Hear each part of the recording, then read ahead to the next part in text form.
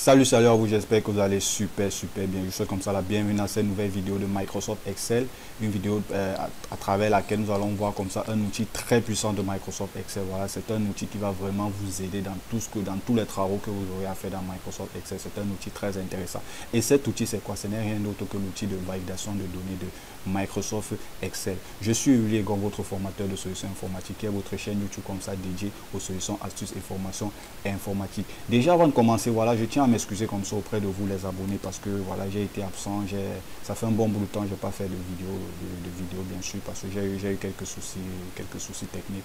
Mais voilà, tout est rentré dans l'ordre, donc je tiens comme ça à m'excuser parce qu'il y a pas mal d'abonnés qui m'ont écrit en inbox pour me demander qu'est-ce qui se passe. Voilà, ils n'ont plus de vidéos depuis, donc voilà, j'ai eu quelques problèmes techniques, mais là tout est rentré dans l'ordre. Donc comme je disais tantôt, nous allons voir un outil vraiment puissant de Microsoft Excel. Voilà, c'est quelque chose que lorsque vous allez maîtriser, ça va vraiment développer, ça va beaucoup développer vos compétences dans Microsoft Excel. Donc c'est l'outil de validation de données. À quoi nous sert l'outil de validation de données? L'outil de validation de données nous permet tout simplement de formater la saisie de nos données dans Microsoft, dans une cellule de Microsoft Excel. Donc ça nous permet comme ça de formater la saisie, je parle bien de la saisie, donc ne pas confondre, formater la saisie des données dans les cellules dans Microsoft Excel. Donc voilà, restez scotchés pour la suite parce que c'est ce que nous allons voir tout de suite après le jingle. Allez, à tout de suite.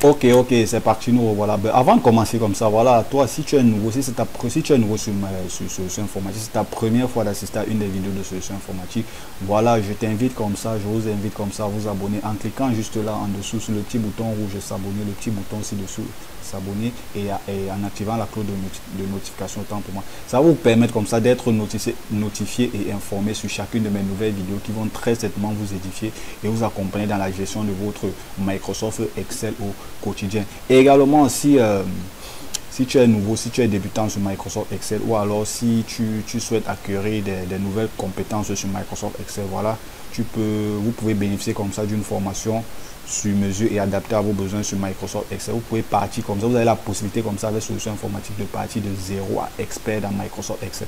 Donc tout ce que vous avez à faire, vous nous contactez juste via ce numéro de WhatsApp de préférence parce que voilà, WhatsApp c'est un outil quand même, tout le monde utilise WhatsApp. Donc le numéro ci-dessous, HTTP WhatsApp, plus 237 682 37 73 33. Voilà, ça va vous permettre, vous nous contacter, ça va vous permettre comme ça de pouvoir acquérir une formation sur mesure et adaptée à vos besoins. Donc nos formations se déroulent soit en ligne ou en présentiel ou à domicile. Donc ça dépend vraiment de vous. Donc tout ce que vous avez à faire, c'est nous contacter via ce numéro de téléphone ou alors via notre adresse mail solutionsinformatique237@gmail.com. Donc n'hésitez pas à contacter nous pour pouvoir bénéficier comme ça des services de solutions informatiques 237. Ok, on va rentrer dans le vif du sujet bien sûr. Donc comme je disais tantôt, il y a un outil très puissant de Microsoft Excel, l'outil de validation de données. Très souvent les gens voient cet outil lorsqu'on fait des listes déroulantes par exemple. À quoi nous sert exactement l'outil de validation de données? Je prends un exemple. Vous avez par exemple une cellule lambda comme disons une cellule. Vous avez par exemple une cellule comme celle-ci où vous voulez par exemple remplir certaines données. Donc on va essayer de remplir les données. Si on peut mettre, on peut dire par exemple bonjour. On peut dire bonjour. Pardon. Donc voilà une cellule où on insère une chaîne de caractères bonjour par exemple.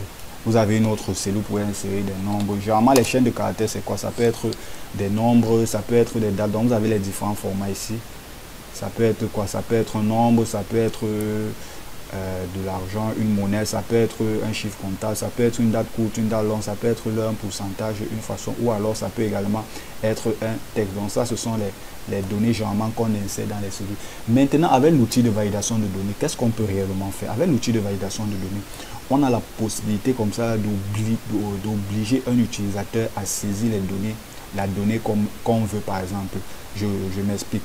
Par exemple, ici au niveau de bonjour, vous pouvez dire à un utilisateur, vous pouvez donner comme consigne que dans cette cellule, à part bonjour, on ne peut plus insérer une autre, je peux dire une autre chaîne de caractères ou un texte.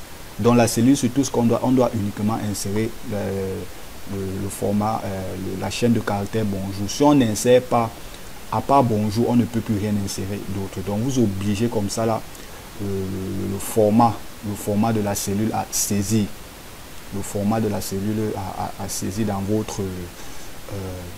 votre cellule, bien sûr, ou alors le format de la chaîne de caractères à saisir dans votre cellule. Pareil comme dans une autre cellule, je peux décider que, ok, à part des nombres entiers, par exemple, je ne peux plus rien saisir d'autre. Donc, si je saisis, par exemple, une chaîne de caractères, peut-être comme bonjour, il m'envoie automatiquement un message d'erreur. Dans quel cas on peut utiliser ça?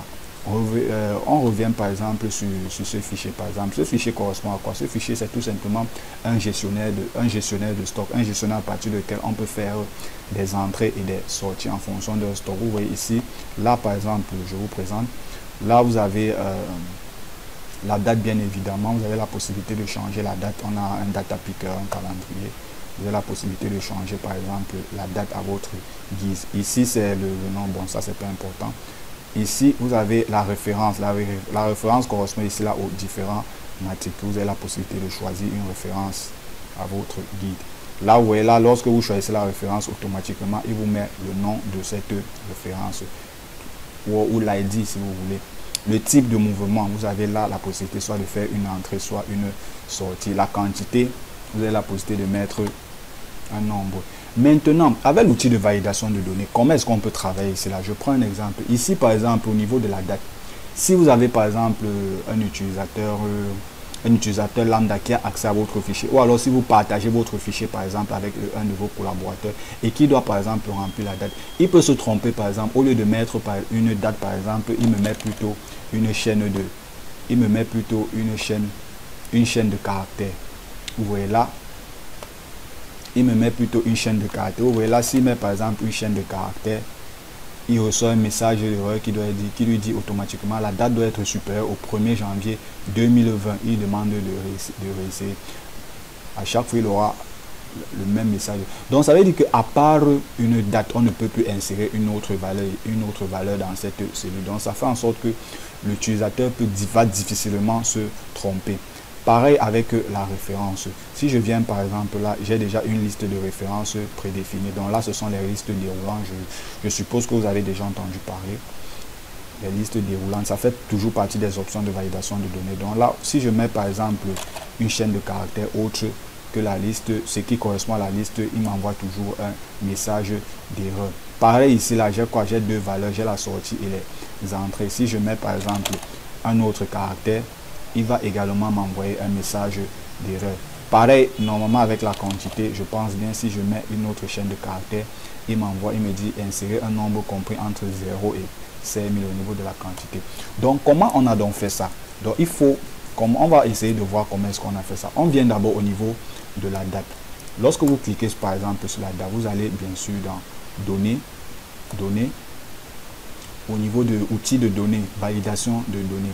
Validation des données. Donc là, c'est l'outil de validation de données. Donc on va essayer. Vous avez trois onglets. Vous avez le premier onglet, c'est option, message de saisie et alerte d'erreur. Donc on peut, vous voyez là, au niveau des options par exemple, qu'est-ce qu'on doit autoriser? Qu'est-ce qu'on doit autoriser comme saisie dans cette cellule? On peut lui dire que, ok, on autorise tout. On autorise tout. Si je dis par exemple qu'on autorise tout, ça veut dire que le message d'erreur, si je lui dis par exemple quand on autorise tout, je clique par exemple sur OK, ça veut dire que là, je peux mettre n'importe quoi. Or, ce n'est pas ce que je veux uniquement insérer la date. Donc, je vais lui dire que OK, il faut qu'il me donne uniquement les dates. Donc, ça, je vais supprimer. Je reviens là. Donc, je viens plutôt sur autoriser. Puisqu'il s'agit de la date, vous avez toute une série d'options là. Donc, puisqu'il s'agit de la date, on va mettre la date. Et on va lui dire, vous avez la possibilité de spécifier. Ça peut être une date comprise entre deux dates par exemple, ou non comprise, ou alors égale à, ou bien différente de supérieur, inférieur. C'est à votre guise. Bon, là, je vais mettre par exemple supérieur à. Je peux mettre la date de début. Je vais mettre par exemple le 1er janvier, supérieur au 1er janvier disons 2000, prenons une date comme 2021 par exemple, au 1er janvier comme 2021. Donc ça c'est fait. Maintenant le message de saisie. Lorsque la cellule est par exemple sélectionnée, il m'envoie quel message? Donc je vais dire insérer la date. Donc quand la cellule, je peux décocher ça, c'est pas obligé. Donc je peux me suis passé de cette option, mais je préfère la cocher. Du coup ça fait en sorte que lorsque vous survolez par exemple la cellule, je prends l'exemple là, lorsque je survole par exemple, je sélectionne la cellule. Vous voyez ici, si je sélectionne la cellule, il me dit directement insérer une date. Donc automatiquement je sais ce que j'ai à faire dans cette cellule. Maintenant le message d'erreur, au cas où par exemple ce n'est pas une date qui est une date, au cas où par exemple la saisie ne répond pas aux critères. Donc si par exemple la saisie ne répond pas aux critères en fonction des options de cette option, c'est donc si par exemple la date est inférieure, donc prenons dans un premier cas où il ne s'agit pas d'une date, il va m'envoyer un message d'erreur. Mais même s'il s'agit maintenant d'une date et que la date est inférieure au 1er janvier, il va toujours m'envoyer une erreur. Donc là je vais lui demander, soit il peut faire un avertissement mais il va continuer. Donc je préfère qu'il m'arrête la saisie. Donc le titre de la saisie, ça sera attention, et vous pouvez saisir. Donc là j'ai saisi, on va supprimer, on va ressaisir. Je vais mettre par exemple warning. Je vais mettre warning par exemple, attention. Le message, je peux mettre, si je supprime, je vais mettre par exemple date supérieure au 01/01/2021. Bon là ça m'a un peu écrit de n'importe quoi. C'est mon clavier qui me fait des scènes là.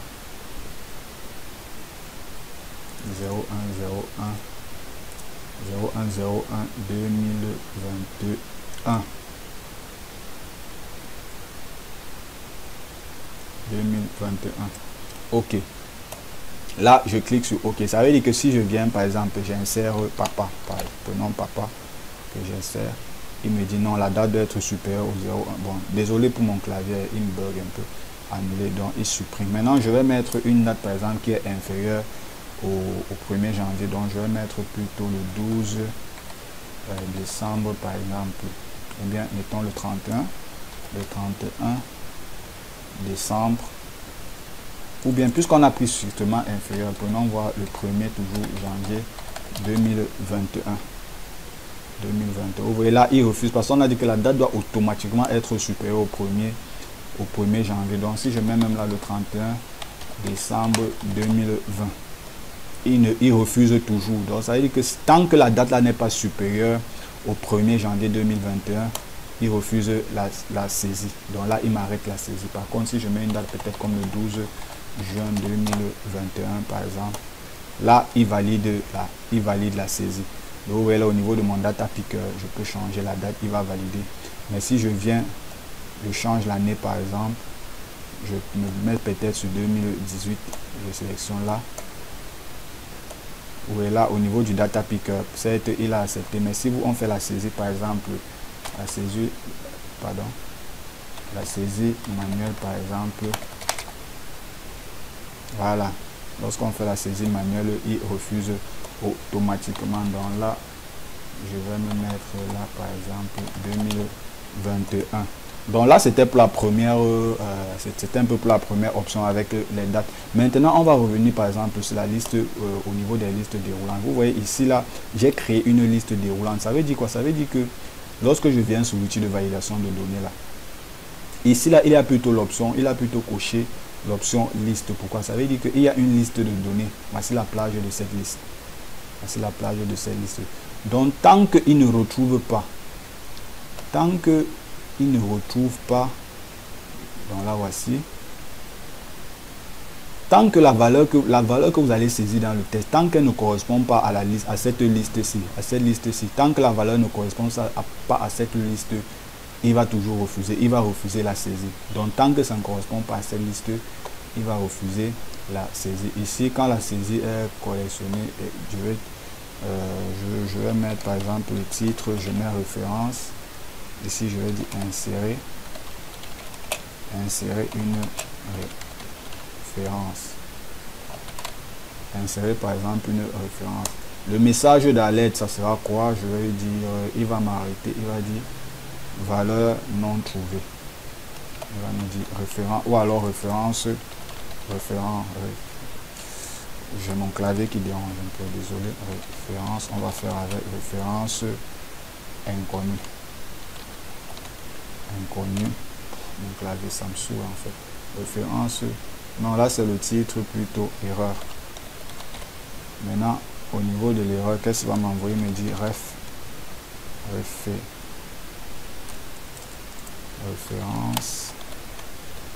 référence inconnue. Référence inconnue. Oui, là si je saisis par exemple, disons P, je prends par exemple P, disons quelque chose comme ça là, que j'ai saisi. Directement, il ne connaît pas parce que lorsqu'il survole sa plage, il ne retrouve pas cette référence là. Donc vous voyez un peu. Donc lorsqu'il survole la plage de référence ici, il ne la retrouve pas parmi toutes les références. Mais par contre, si je saisis par exemple manuellement, je saisis par exemple P, saisis par exemple P0005. Voilà, là il retrouve facilement, il retrouve la référence parce que ces références se trouvent dans cette liste. Donc vous pouvez facilement la saisir. Ça évite les erreurs en fait, ça vous évite les erreurs. Pareil au niveau des entrées de type. Il y a deux types de mouvements, l'entrée et la sortie. Ça également, on peut saisir, on peut créer soit une liste de mouvements ou alors on peut saisir ça manuellement. Vous venez toujours dans validation de données, on va toujours appeler les listes. Donc on vient toujours dans liste déroulante. Vous voyez là la source, on a saisi la source manuellement. Je peux insérer une autre source. Je vais mettre par exemple une deuxième source. Je vais mettre par exemple je vais mettre par exemple les. Bon, on va laisser comme ça. Les messages de saisie type move. Non, mon clavier bug vraiment. Mon clavier dérange beaucoup. Vous voyez là, titre. Attention. Le message, on va dire quoi? Mouvement. Move inconnu. Inconnu. Donc ça dit mouvement inconnu.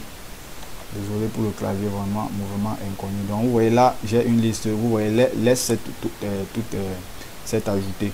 Donc si je viens par exemple, je saisis quelque chose manuellement, je saisis un truc manuellement, vous voyez là, il me dit qu'il ne reconnaît pas le mouvement est inconnu. Donc là, je n'ai le choix qu'entre ces trois mouvements là. Mais vous voyez la différence avec la liste-ci, c'est que il s'agit bien d'une liste déroulante. Mais là, au niveau de ma source, j'ai saisi ma source manuellement. J'ai saisi ma source manuellement. Pareil au niveau de la quantité. La quantité maintenant, on va lui dire, ok, ça doit être une quantité soit définie. Premièrement, ça doit être un nombre entier. Donc, vous voyez là la quantité, je peux dire ok décimal, ça peut être une date, ça peut être l'heure. La date on a vu, ça peut également être la longueur, en fonction de la longueur du texte, de la chaîne du caractère. Donc là, on va prendre plutôt un nombre entier, c'est-à-dire un nombre entier qui est peut-être supérieur à. Donc je préfère prendre supérieur à, ou alors compris entre. Donc supérieur compris entre, voilà. Je prends le minimum, je vais dire c'est 1. Le minimum, je vais dire que c'est 1. Et le maximum, par exemple, c'est, disons, 10 000. Le maximum, c'est 10 000. Oui, le maximum, c'est par exemple 10 000. Parce que c'est mon oiseau, c'est le maximum, c'est 10 000. Message d'erreur, ok. Le nombre doit être compris entre 0, entre 1 et 10 000, bien sûr. Et 10 000. Vous voyez là la quantité. Si je saisis par exemple une chaîne, vous voyez là, il me dit que insérer un nombre compris entre 1 et 10 000. Si je mets par exemple 0, il me dit insérer un nombre compris entre 1 et 10 000. On va essayer avec la virgule par exemple. Si je mets par exemple là, je mets 1,2, hein. On va voir s'il accepte. Voilà, il veut uniquement les entiers. Donc du coup, je peux mettre, si je mets par exemple 11 000, ou alors 10 001,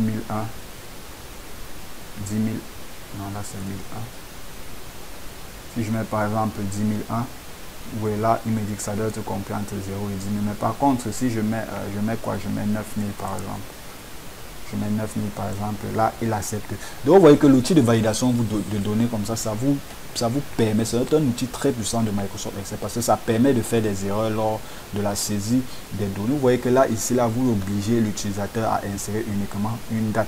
Non seulement à insérer une date, mais une date spécifique compris entre une certaine période. Ici, et évidemment, vous obligez l'utilisateur à saisir une référence qui existe. Donc, ça fait en sorte qu'il ne peut pas faire l'erreur au niveau de la référence, par exemple. Il ne peut pas faire l'erreur au niveau de la référence. Vous voyez là, je ne peux vraiment pas faire d'erreur au niveau de ma référence. Non, mais également au niveau du type de mouvement, je ne peux pas créer un autre mouvement. Donc là, on n'a que ces trois mouvements. On va enlever. On n'a que deux mouvements, entrée et sortie. Donc au-delà de ça, je ne peux pas créer un autre mouvement. La quantité également, je ne peux pas insérer une quantité qui est inférieure par exemple à 1 ou alors qui est supérieure à 10 000. Donc ça, c'est impossible. Donc c'est un peu à ça que peut servir l'outil de validation de données. Voilà, c'est un outil, vous avez pas mal d'options et vous voyez, vous affiche des messages d'erreur. Donc vous avez les différentes options. Ça peut être tout, donc vous autorisez tout. Ça peut être un nombre entier, donc vous n'autorisez que des nombres entiers. Vous n'autorisez que des nombres décimaux. Vous n'autorisez que des listes. Et les listes, généralement, vous pouvez les créer soit manuellement, soit automatiquement. Vous n'autorisez que des dates, vous n'autorisez que des heures, vous n'autorisez que la longueur du texte. Ici, par exemple, je peux dire la longueur du texte doit être supérieure, par exemple. Là, c'est par exemple, lorsque vous voulez insérer un mot de passe, ça doit être supérieur, par exemple, à 5. Ici, vous voyez que la longueur du texte doit être supérieure à 5. Donc, si je mets, par exemple, L, là, ce n'est pas supérieur à L, à 5. Donc, si je mets également 55, il m'envoie un message d'erreur. Mais si je mets une chaîne, un caractère qui est supérieur à 5, donc là il va accepter. Mais bon, ici là on a dit qu'on voulait bien un nombre entier compris entre 1 et 10 000. Donc ça dépend de vous. Vous pouvez mettre 10 000, vous pouvez mettre 5 000. Ok, on va cliquer donc sur OK. Donc c'est un peu à ça que, comme je disais, c'est à ça que c'est l'outil de validation de données. Voilà, j'espère que cette vidéo a été très intéressante pour vous. Donc si vous avez des questions, n'hésitez pas à me les poser. Vous avez le numéro de téléphone de 680 sur WhatsApp, bien sûr. Vous pouvez me laisser un message rapide au 682 37 73 33. Ou alors vous pouvez nous laisser un message soit sur Facebook, bien sûr, solution informatique 237, ou alors via notre adresse mail solution informatique 237@gmail.com, ou même vous pouvez poser vos questions directement là ci-dessous en commentaire. Donc vous me laissez juste un commentaire, vous posez les questions. Si vous avez besoin comme ça également d'une formation sur mesure et adaptée à vos besoins, si vous souhaitez comme ça passer de 0 à expert en un laps de temps dans Microsoft Excel, voilà, n'hésitez pas à vous nous contacter. Et aussi vraiment n'hésitez pas à abonner-vous, partager les vidéos. Voilà, ça permet comme ça de m'encourager, pouvoir faire d'autres vidéos, parce que les vidéos là je les fais, c'est pour vous, c'est grâce à vous que je fais cette vidéo. Voilà, j'espère vous revoir comme ça très bientôt. Donc portez-vous bien. Ciao.